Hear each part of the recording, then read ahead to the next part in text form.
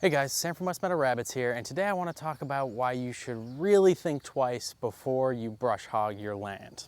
Before we jump in, I hope everybody's having a great spring. We are having a super busy spring here at West Meadow Rabbits. If you're new to the channel, we just recently acquired a property in southern New Hampshire. We're in the process of moving here from the suburbs in Massachusetts, and while we've been involved in agriculture for a long time, this is the first time we've had a larger piece of land that we've actually owned. We've got a whole new series exploring how to start a meat rabbitry from scratch in a new location. So if you're new to meat rabbits and kind of want to see how we do everything from the ground up, be sure to check out that playlist. I'll link it below.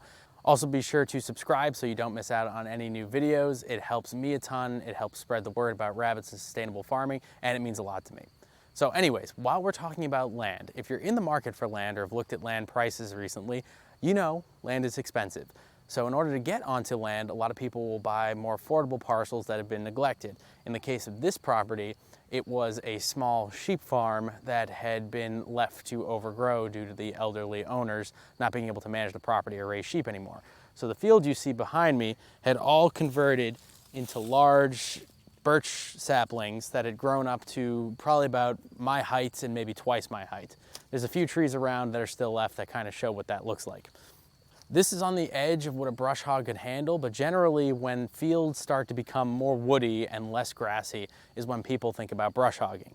Brush hogging is not the same thing as mowing. When you're mowing, you're taking a regular crop of hay, you're harvesting that grass, you're using it. Brush hogging is what you do when you've got a bunch of plants that you consider undesirable and need to get rid of with a little bit more powerful of a machine because they're more woody. In theory, I don't necessarily have a problem with brush hogging. A brush hog is a tool, and more generally, a tractor is a tool. In the right time, the right place, the right context, every tool has a purpose. That being said, one of the biggest issues I have with brush hogs in particular and tractors in general is that they're very powerful tools that give people a lot of power, even if they don't necessarily have the wisdom to use it appropriately. And I think with tractors and things like brush hogs, more often than not, people use it when it's unnecessary. And at best, that's wasteful. At worst, it can actually cause damage. The biggest issue with brush hogging stems from the fact that it's done with a tractor. Tractors, even the smaller ones, are expensive, dangerous, and very powerful machines. So besides the fact that you might hurt yourself, you could risk, damage to yourself or your property, the cost of the machine itself, or the rental if you're paying somebody to do it, there's also the fact that these machines are incredibly heavy. Heavy, powerful machines in the hands of the inexperienced can cause problems. So when you drive a tractor over land, even at the best of times when the land is dry and everything is good, you're compacting that soil. Soil compaction is your #1 enemy on a farm. It basically squeezes out the air pockets, it decreases soil microbial biodiversity, it destroys its ability to hold water. Rather than soaking in, the water runs off. It can create huge amounts of damage. If the soil is even a little bit wet, it will create an absolute disaster. We're going to jump into some examples of what that looks like in a sec, but that's one of the bigger issues with it.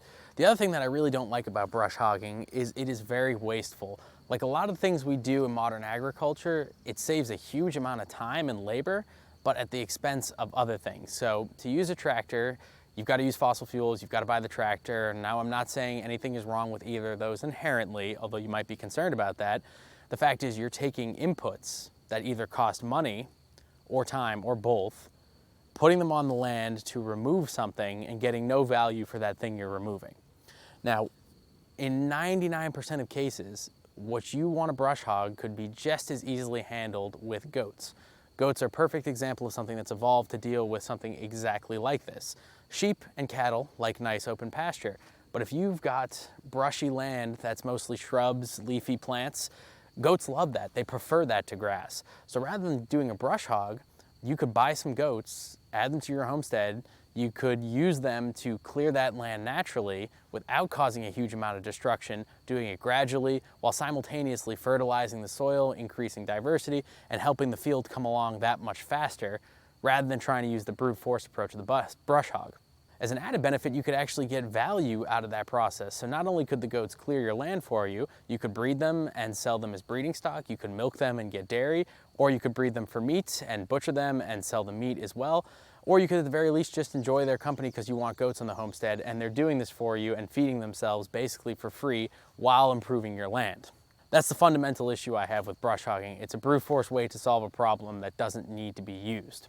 And that is all in the best case scenario when the brush hogging is done by somebody with experience who knows what they're doing. When somebody with inexperience, or somebody who's lazy, or somebody who just doesn't care brush hogs, the damage can be a lot worse. So let's hop into some examples that happened on this property. So I wanted to come out here and shoot this back in the early spring when it was more visible, but you know, better late than never. You can see all over the property where they pulled out stumps, basically all these dead spots and divots is where they came through and ripped up all these pretty good sized juvenile trees that were kicking around the property. And they pulled them out, and yeah, that saved them a ton of labor, but at what cost? This spot in particular is pretty bad as well.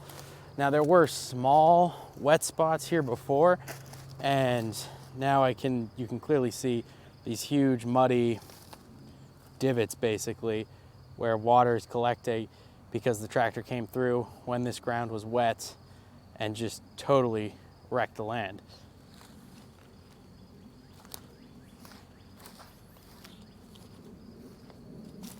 So again, this is just another example of damage a tractor can do to a property. You can probably see these giant ridges in the soil here, and the camera is not going to do it justice how messed up this stuff is. I mean, these are like pretty deep. So if we look in there, we're talking like 5 or 6 inches. So we're talking divots easily the depth of my hand, so that's got to be at least 6 inches or more. And you can follow these all over the land. Now, obviously, these tractor tires here are not the ones that made this, but it's just a good example. So we come to the real icing on the cake, which is what they did with everything that they brushed hogged. You can already see around there's holes and divots because there was a lot of tractor activity over here. And this is pretty common where they pile it up in these brush piles. And here's another good example, by the way. It's hard to tell with all this grass, but again, huge tractor divot. Walking through it, giant divot. Look at that. That goes way down. You get the idea. So those are crisscrossing this entire property. But anyways, back to these brush piles.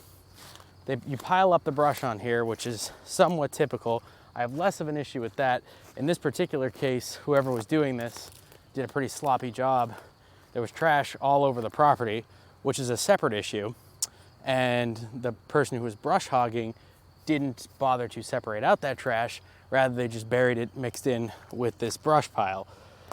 Now, you could say that's the brush hogger's fault. There shouldn't have been trash on the property. But when you're coming from a tractor first mentality, you're spending most of your day on a tractor, it's not the same as walking the land, getting a feel for the land, seeing what you actually have. So you're likely to miss stuff. Although in this case, it was definitely a case of negligence, as demonstrated by the fact that if we come over here, you can see there's an entire rotted shed structure of some kind that they totally covered. Now, would I have a problem burning this? Not necessarily, but there's gonna be glass and nails in there. And if you have any ideas of putting goats or kids or anything like that on your property, you're not gonna want that kind of stuff lying around. And so as a final example, while harder to see, again on the camera, I've said that 6 times now, there's these absolutely huge pits, divots. I mean, I'm walking through this land and I'm pretty sure-footed, and it's taking a significant amount of effort not to fall over in these basically pits that have been created all over the property. So, I mean, this is just some of the damage. Behind me, on the property behind me, was recently logged.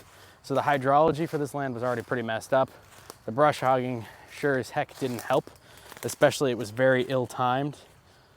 Look at this nice hole, nice hole. Again, you guys can't see this probably with scale, but from where those green plants are down to where that branch is, that's probably about a 2-foot drop.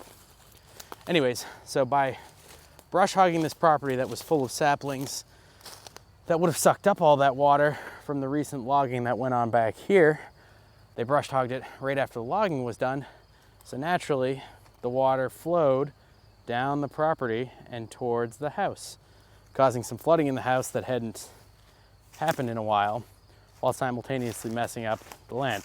I mean, again, this is just textbook. Look at this, ever so carefully.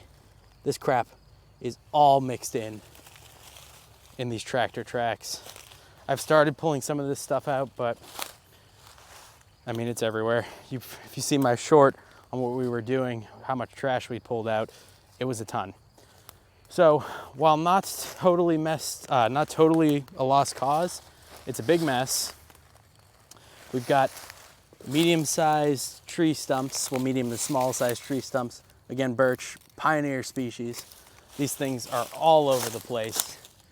The wood's all over the place. My brush piles are full of trash, and the land has just been absolutely battered. So, is this entirely the brush hogger's fault?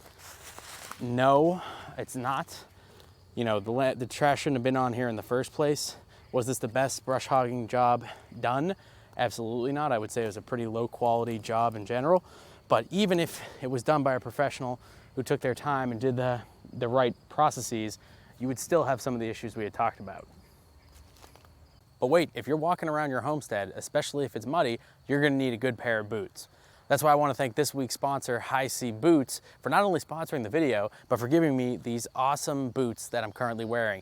I've had High C Boots for a few months now, and I wanted to try them out before I formally announced that they were sponsoring the channel, and I have to say I've been incredibly impressed. Not only do I think the quality of these boots is incredibly high with lots of thoughtful details that I really appreciate as someone who beats the crap out of the clothes they wear, I was also super impressed by their commitment to longevity and a quality product. They have 100% keep dry and warm warranty that lasts for a lifetime. All in all, I've been very impressed with the boots, and I am more than happy to have them sponsoring the channel. So if you're in the market for new footwear or you just want to support the channel, be sure to check them out using the link below. Use the discount code WMRabbits. That'll get you 15% off, and it'll help support the channel. Either way, guys, thank you so much. Back to the video. So as you can see, in this case, the person doing the brush hogging, I don't know what their deal was, but they didn't do a great job. This isn't the absolute worst case scenario, but it's pretty bad. So before you go and brush hog your land, make sure you really think through the implications. Maybe you don't want to have goats, maybe you don't have time to have goats, maybe you're older, that's understandable, but consider looking at a service that offers goat grazing rentals. They're all over the country. Or maybe reach out to a local farmer and see if they'd be interested in grazing your land. Many of them would be happy to do it for free, just knowing that they could have quality pasture for their animals. Again, I mean no disrespect to anybody who brush hogs their land. I understand why people may do it and they may have different reasons for doing it. And to be honest, I know tractors are fun and I enjoy working with the tractor as much as the next guy. But that being said, if you're at all interested in sustainability or even profitability on small scale agriculture, homestead, or even pretty good sized chunks of land, well up to 1,000 acres, you really should think twice before brush hogging when there are more natural, effective ways that can accomplish the same goal with less cost and less possible risk. The sun's setting on me, guys, so I'm gonna have to wrap this up here. We've been very busy with construction on the new property. We're gonna have a ton of new videos coming out as soon as we move in. We're shooting for the end of the month, early June, to get in here. At that point, we're gonna go through setting up the rabbitry, building cages, along with branching out into some other topics. I've got a really fun video coming out talking about why you shouldn't mow your lawns and everything wrong with the American lawn and how to make it better. So be sure to check that out. Either way, guys, thank you so much for watching. If you wanna support the channel, be sure to like and subscribe. It helps a ton. Share with your friends. Leave me a comment if you have any questions or disagree. Otherwise, thanks again, and I'll see you in the next one.